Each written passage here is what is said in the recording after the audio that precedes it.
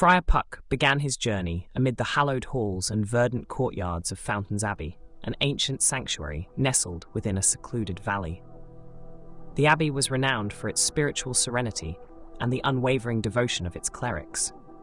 Concealed beneath the hum of chants and the warmth of flickering candles, however, lay a mischievous spirit, one that would come to define Puck's life. Born to humble beginnings, Puck showed an early affinity for the sacred texts and the profound ideals they espoused. His curiosity and lively spirit often pulled him toward the vibrant stories of saints and miracles. Yet, beneath his devotion was a spark of mischievousness, a rare and peculiar blend of reverence and rebellion. These traits made him a favorite among some of his brethren, yet a source of endless frustration for his superiors, who saw in him an unpredictable maverick. Puck adhered to his studies with vigor, absorbing knowledge with the zeal expected of a future preacher. However, Puck's connection to the divine was unique, a trickle of whimsy infused into his daily prayers and practices. As a devotee of the Trickery Domain, he saw the divine not only in the solemnity of rituals, but also in the playfulness of existence. His sermons were humor-laden tales of morality. His blessings often came with a wink, a sly twist that both bewildered and amused the villagers who visited the abbey.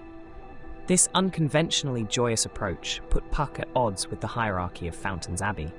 The elders preferred unwavering obedience and a stringent adherence to tradition, values that stood against Puck's impish defiance. His frequent use of spells like disguise self for harmless pranks, often leading to innocent confusion amongst fellow clerics, was the ember in his eventual departure. His propensity to subtly mock authority, along with relentless antics, would earn him the chastisement he took in stride, until it culminated in expulsion. Left adrift and carrying few possessions, a modest kit of armor and weapons that belied his spiritual craft, Puck wandered with uncertainty. The path ahead was uncertain, yet his spirit was unbroken. Rediscovering his love for revelry, he traversed tavern-lined roads with a flair for cheer, sharing tales and laughter for a morsel or a sip of wine. It was in one such alehouse that he overheard tales of Robin Greenhood's band, a cadre of outsiders driven by noble defiance and a thirst for justice where his capricious nature might find purpose. Upon joining the group, Puck quickly cemented his role as the unconventional chaplain of Robin's band. Robin, drawn by Puck's irreverent humor and unique spirituality, welcomed the Friar's eccentric wisdom. Puck's spells of guidance and thaumaturgy felt like the unpredictable weather of destiny, meant to bolster his companions' spirits as they undertook Robin's clandestine missions. As he settled into this new life among fellow renegades, Puck's camaraderie with Little Jack and Wilma Crimson grew.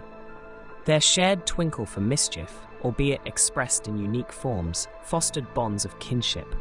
Puck's antics added color to their days, while his clerical roles of healing and insight grounded their courage with divine assurance. In this new chapter of his life, Puck found a place where his affinity for both devotion and chaos could thrive, a forge of freedom amid the oppressive regime they sought to dismantle. Here, Friar Puck continued his dance with divinity, reveling in both the merriment and the solemn duty of his quest, guided ever by the playful whispers of the trickster god, who smiled upon his journey with the light of 1,000 merry stars.